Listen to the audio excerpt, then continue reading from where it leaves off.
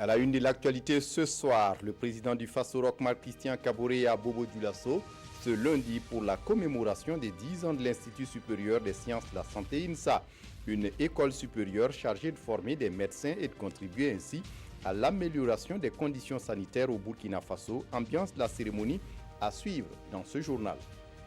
De leur côté, la Bourse régionale des valeurs immobilières et le dépositaire central Banque de règlement ont 20 ans d'existence de décennies durant lesquelles ces deux structures ont travaillé à être performantes et innovantes sur un modèle réussi d'intégration financière et de bourse unique. À l'étranger, la Russie a finalement accepté de lever son veto pour l'adoption d'une résolution pour Alep en Syrie. Une résolution qui va aider à l'évacuation sur le terrain. Mesdames, Messieurs, bonsoir. Ravi de vous retrouver. Sachez donc que le président du Faso, Etta Bobo Dioulasso, Roch Marc Christian Kaboré, a présidé ce lundi la commémoration des 10 ans de l'Institut supérieur des sciences de la santé INSA, une école supérieure chargée de former des médecins et de contribuer ainsi à l'amélioration des conditions sanitaires au Burkina. Amadou Dougué, sur place à Bobo Dioulasso. Cérémonie empreinte de convivialité en présence du chef de l'État, Roch Marc Christian Kaboré. L'INSA, l'Institut national des sciences de la santé, commémore son 10e anniversaire. On s'est senti vraiment honoré qu'il fasse le déplacement jusqu'à Bobo, jusqu'à notre site et d'études pour venir commémorer avec nos 10 ans. Vraiment, on était très contentes. C'est un honneur pour nous quand on sait que c'est sa toute première présence dans une université publique et ça honore vraiment notre cérémonie. 10 ans de formation des cadres de la santé, que de chemins parcourus, une trentaine de médecins sortent chaque année de l'INSA depuis 2013. Des acquis ont été certes engrangés, mais le chemin à parcourir est encore long. Par rapport à l'accessibilité de l'INSA, et le renforcement de la sécurité donc, de l'INSA, l'acquisition d'infrastructures techniques allant dans le sens de l'amélioration de l'encadrement des étudiants, tout ça, ça a été donc satisfait et inscrit dans le programme national de développement économique et social du président. Ce 10e anniversaire arrive au moment où le Burkina Faso a plus que jamais besoin de médecins. Actuellement, le pays dispose d'un médecin pour 30 000 habitants, alors que les indicateurs de l'OMS affichent un médecin pour 10 000. Ça a été l'occasion pour moi de prendre bonne note des préoccupations, que ce soit les préoccupations des étudiants, que ce soit les préoccupations des enseignants. Et je crois que pour une université comme l'Université Polytechnique de Bobo, il est important que toutes les infrastructures soient terminées pour mettre tout le monde dans les bonnes conditions d'études et de travail pour les médecins, les enseignants. Et je crois que cela est important et nous allons travailler à ce que cela soit. J'ai également pris l'engagement que la route, l'axe qui arrive ici, sera bitumé très rapidement afin également de permettre à ceux qui viennent de Bobo de pouvoir arriver dans de meilleures conditions et éclairer également. L'INSA se veut une référence dans la sous-région en matière de formation. Ces lauréats, félicités ici par le président du Faso, viennent d'être admis au concours d'agrégation du CAMES organisé à Dakar. Visite des stands où sont exposés quelques instruments pédagogiques du savoir-faire des étudiants de l'INSA. Signature du livre d'or et enfin la plantation symbolique de cet arbre baptisé l'arbre des 10 ans de l'Institut constitue également des moments forts de cette cérémonie d'anniversaire présidée à Bobo Dioulasso par le chef de l'État, Roch Marc Christian Kaboré. Retour à Ouagadougou où le Premier ministre Paul Kabatiba reçoit une délégation de la Banque mondiale venue discuter de projets de santé. Une occasion de présenter les priorités du gouvernement burkinabé en matière de santé aux visiteurs. Pascal Kané. La Banque mondiale intervient au Burkina dans bien des domaines de développement. Mais Gaston Sorgo et sa délégation sont là pour discuter avec les chefs du gouvernement des questions spécifiques de santé. Ils ont passé en revue tous les programmes en matière de santé en cours au Burkina Faso, financés par la Banque mondiale. Le Premier ministre était enchanté d'apprendre davantage un peu de certaines leçons que nous avons eues par rapport aux différentes interventions en cours, notamment ce que nous appelons le financement basé sur les résultats, qui révolutionne un peu le visage des services de santé, crée l'émulation et la dynamique vraiment d'orientation vers les populations et de satisfaction des populations et crée une motivation au niveau des prestataires de soins. Donc ce genre d'éléments que nous avons échangés avec le Premier ministre nous ont permis de voir comment cela peut être utilisé afin de mieux répondre à certaines préoccupations en relation par exemple avec la question de la gratuité des soins, comment donc mieux aider à ce que cela soit plus consistant, au problème de l'assurance maladie qui va poser la question de la couverture mais aussi la question de la qualité des services. Cet échange avec le gouvernement est la suite logique de la conférence des partenaires de Paris. La Banque mondiale entend recadrer ses interventions pour s'arrimer aux priorités du gouvernement en matière de santé. La Banque mondiale qui apporte son soutien au Burkina Faso et à la Côte d'Ivoire pour la mise en œuvre de leur projet conjoint développement de l'industrie du secteur routier de marchandises. Au terme de l'appui, les deux pays doivent pouvoir renforcer la compétitivité dans les échanges, mais aussi du port d'Abidjan. Ce sont environ 30 milliards de francs CFA qui sont mis à la disposition des deux pays par la banque. Explication, Ismaël Dilouman, Sirima. Par cette signature, la Banque mondiale met à la disposition du Burkina plus de 29 milliards de francs CFA. Cette somme va servir à améliorer le transport routier entre la Côte d'Ivoire et le Burkina Faso. Cet accord de financement entre dans le cadre des politiques de soutien aux activités socio-économiques.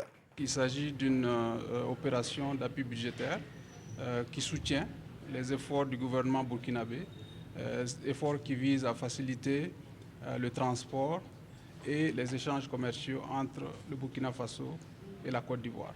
Avec ce financement, le gouvernement burkinabé entend mettre en œuvre des réformes dans le secteur des transports et de l'économie. La facilitation des actions douanières fait également partie des perspectives.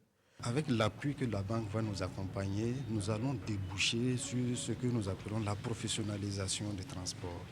C'est-à-dire qu'il sera désormais énuméré des conditions véritablement strictes, des conditions de capacité, de formation pour pouvoir accéder désormais à la profession de transporteur. Au-delà de ça, il y a les actions de facilitation. La Côte d'Ivoire aussi a procédé à ce jour à une autre signature de convention qui rentre dans le cadre de l'amélioration des échanges économiques avec le Burkina. Dans l'actualité, ce soir, la Bourse régionale des valeurs immobilières et le dépositeur central, Banque de règlement, ont 20 ans d'existence. En deux décennies d'activité, ces deux structures se révèlent être aujourd'hui des modèles réussis d'intégration financière et de bourse unique. À l'occasion de cet anniversaire, ces structures viennent d'être distinguées pour leurs efforts d'innovation. Gérard Sommet et Adama Koulibaly ont assisté aux festivités de la commémoration compte rendu. La Bourse régionale de valeurs mobilières BRVM et le dépositaire central Banque de règlement sont les structures centrales du marché financier de l'Union monétaire ouest-africaine. Portées sur les fonds baptismaux le 18 décembre 1996, ces deux structures célèbrent ici leurs 20 ans d'existence, marquées par l'animation et la gestion du fonds de garantie du marché financier régional. La Bourse a démontré que la vision des pères fondateurs, les plus hautes autorités de l'Union, de doter notre espace d'un outil de financement à long terme, cette vision était juste. Aujourd'hui, la BRVM est considérée comme une réforme structurelle réussie, un modèle unique d'intégration financière et d'intégration boursière. Après avoir intégré le top 5 des bourses africaines les plus attractives, la BRVM s'est hissée à la première place en termes de progression des indices, ce qui augure sans doute de meilleures perspectives. La dynamique qui caractérise l'activité économique et les échanges dans notre sous-région nous fondent à attendre mieux. Nous avons des atouts indéniables. Une monnaie convertible, un régime de change libéral, des économies en pleine transformation structurelle. La BRVM doit donc pouvoir opérer les mutations nécessaires pour être à la hauteur de l'ambition économique qu'incarne la sous-région. L'une des missions premières de la BRVM est la vulgarisation de la culture boursière au sein des États membres qui demeure encore un défi. Si l'on considère les investisseurs, c'est-à-dire les gens qui apportent leur argent sur le marché, aujourd'hui, ce domaine-là est en train de prendre de l'ampleur. Et j'en veux pour exemple la dernière opération qui concerne Coris Banque Internationale. Du côté des sociétés cotées, c'est-à-dire des émetteurs, là, il y a un travail à faire. Cette commémoration a été marquée par la distinction des meilleurs acteurs du marché ainsi que les agents qui ont œuvré au développement de ces deux structures.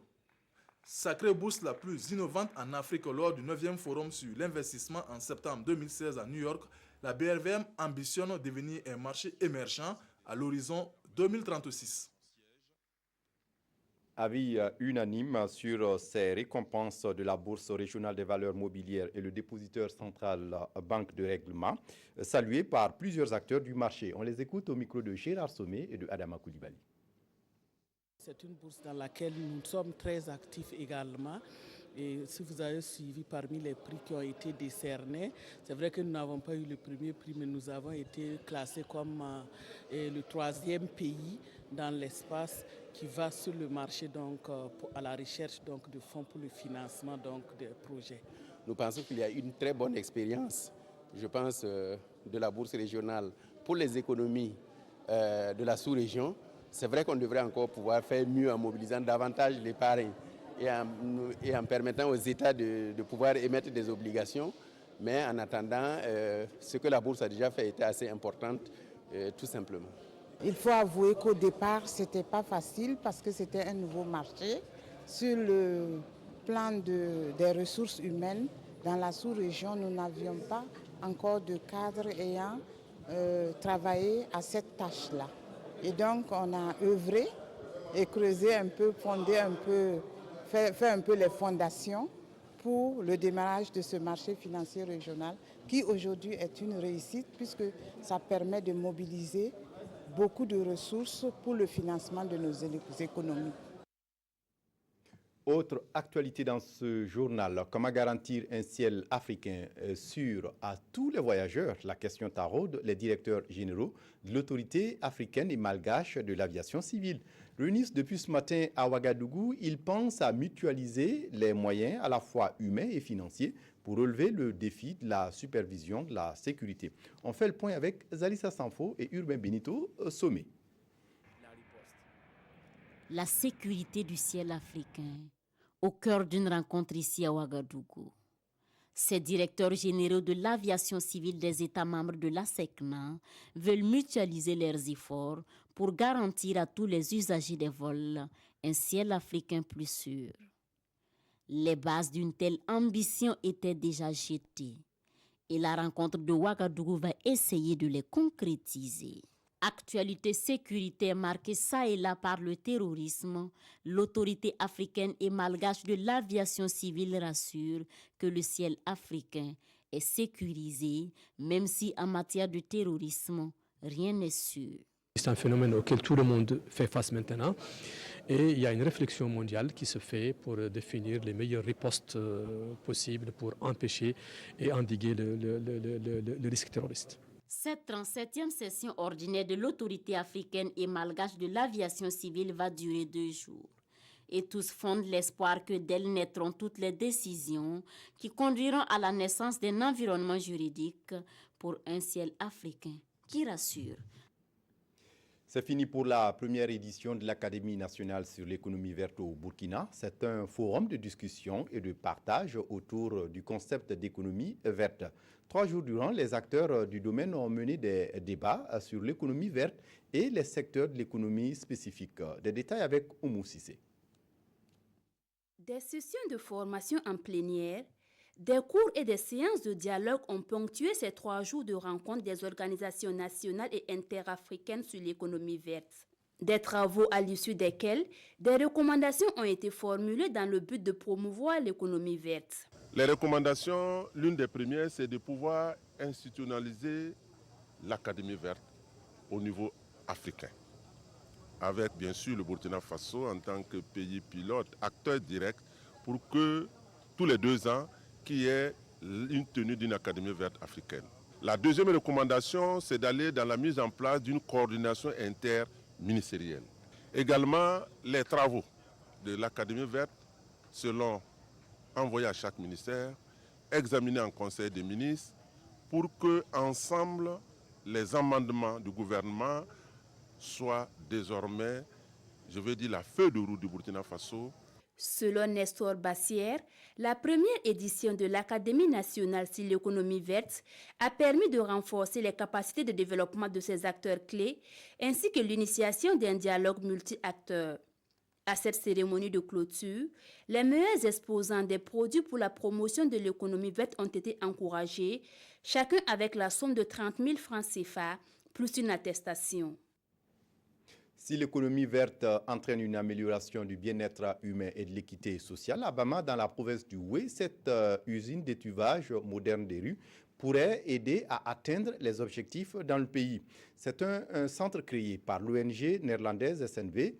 L'ONG et ses partenaires auront injecté plus de 65 millions de francs CFA dans le projet. Kadouro Menki, sur place à Bobo-Dioulasso.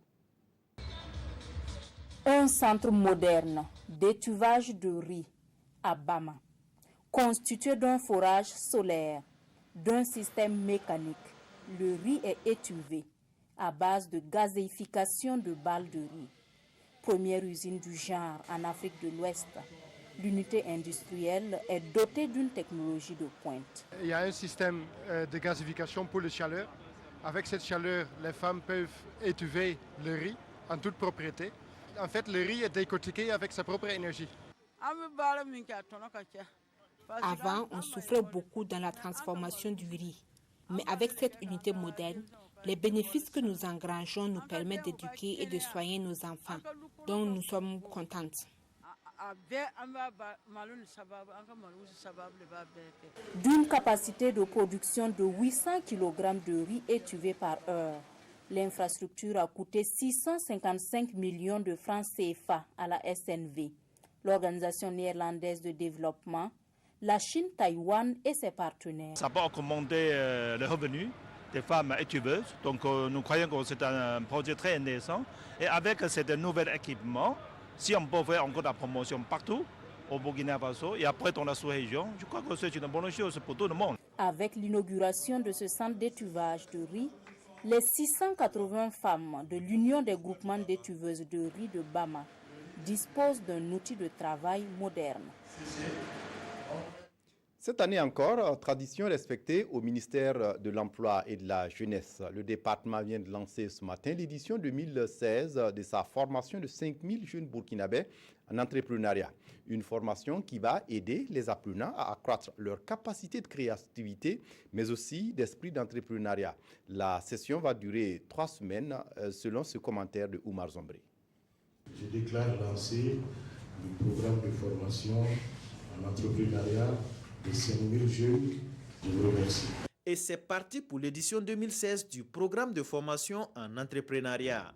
Lancé simultanément dans les 13 régions du Burkina, cette formation ne prend en compte que les jeunes inscrits en 2013 et 2015. Et durant 21 jours, ils recevront les outils nécessaires pour faire d'eux des créateurs d'entreprises. Comment créer et bien gérer son entreprise, comment tenir une comptabilité. Bon, c'est vraiment les principes de base qui guident la gestion et la gouvernance d'une entreprise pour permettre à cette entreprise-là de pouvoir évoluer dans le monde des affaires. Pendant la formation, les meilleurs projets d'entreprise seront examinés et récompensés.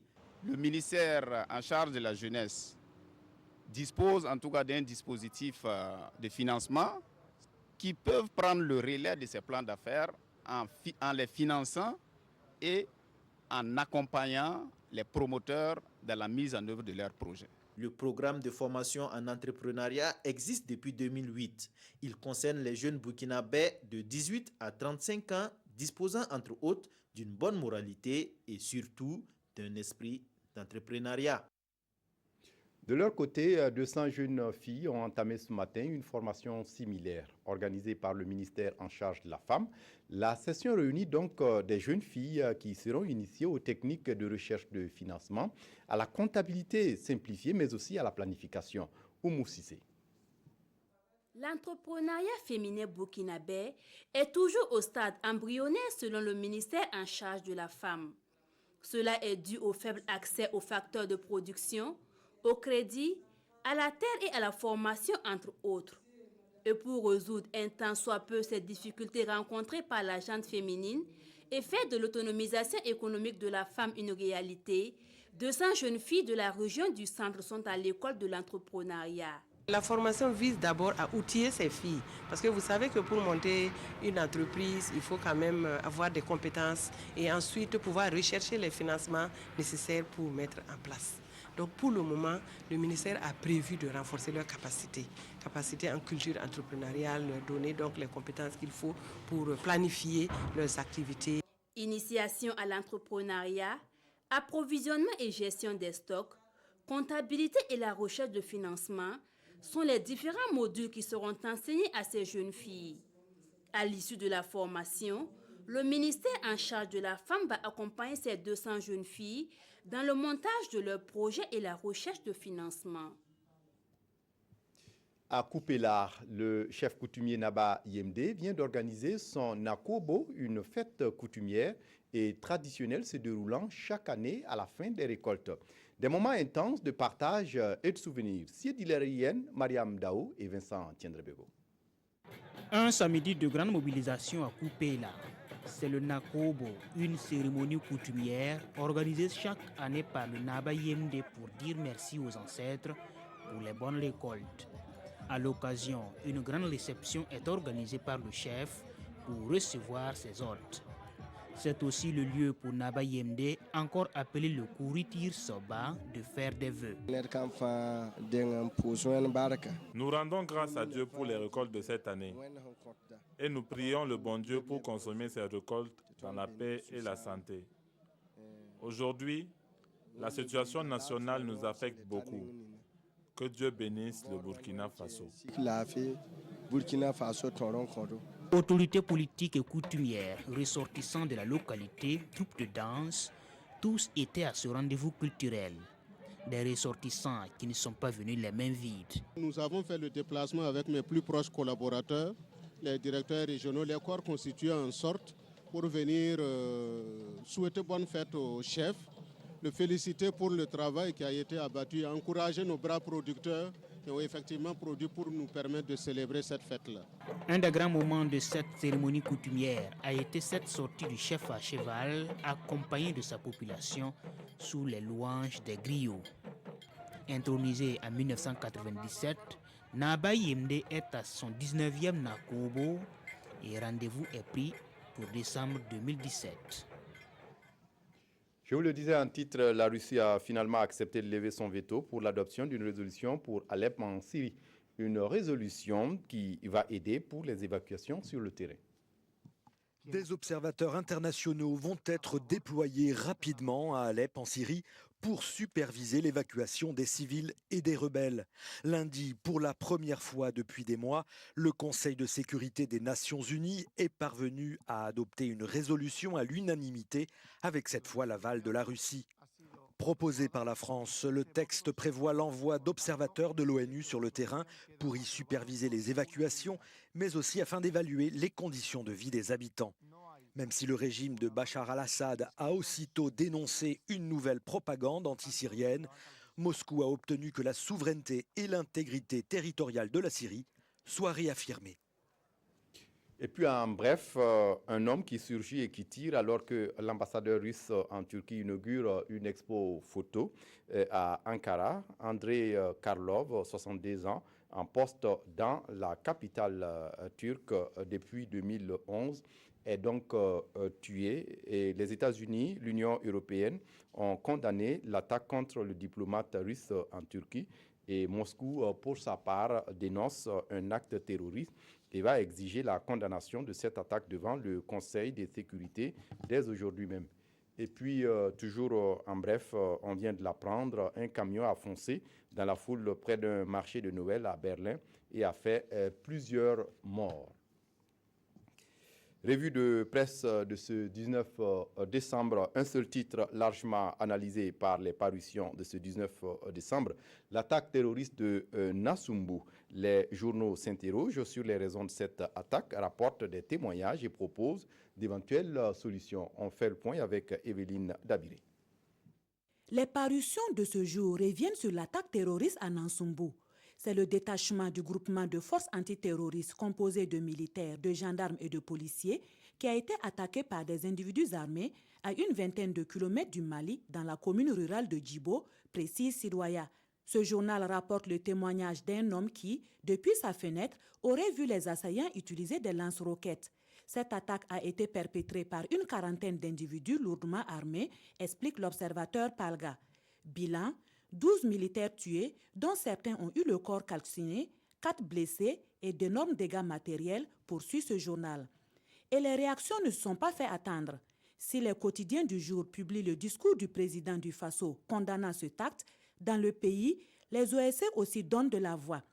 À travers une déclaration, le Conseil national des organisations de la société civile du Burkina Faso traduit toute sa compassion aux familles des victimes. Compassion également du président malien qui est venu présenter ses condoléances au Burkina le samedi dernier, informe Notre Temps. Des condamnations qui ne font pas peur aux terroristes, estime l'Express du Faso, qui propose que le gouvernement trouve des solutions pour neutraliser les forces du mal. Autre solution proposée par Aujourd'hui au Faso, l'achat d'armes en nombre suffisant et en qualité, sans calcul d'épicier, et, parallèlement, passer au peigne fin les camps de réfugiés pour voir s'ils n'abritent pas des hommes et des femmes qui, sous les dehors saints, abritent des tempêtes sous leur crâne enturbané. L'observateur Palga analyse les raisons de cette attaque et interroge: est-ce en représailles contre l'arrestation d'un chef djihadiste? Ce journal informe que nos forces de défense et de sécurité auraient interpellé 90 présumés terroristes, dont 40 ont été déférés. Parmi eux, un chef djihadiste de la localité de Boulkessé au Mali, un chef activement recherché. Une page triste pour refermer cette édition. Germain Ilboudo, précédemment agent à la radio nationale, est décédé ce 17 décembre de suite de maladie en présence des parents, amis, collègues, tous dans la consternation. Il a été inhumé hier, 18 décembre, à son domicile. Le commentaire est signé Nyarkiteda.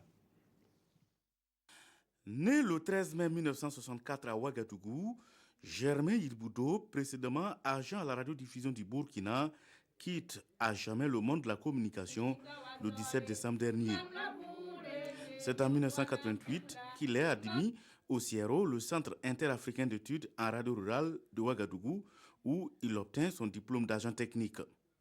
En 1999, il décrocha un diplôme d'ingénieur des techniques de médias à l'Institut des sciences et techniques d'Abidjan.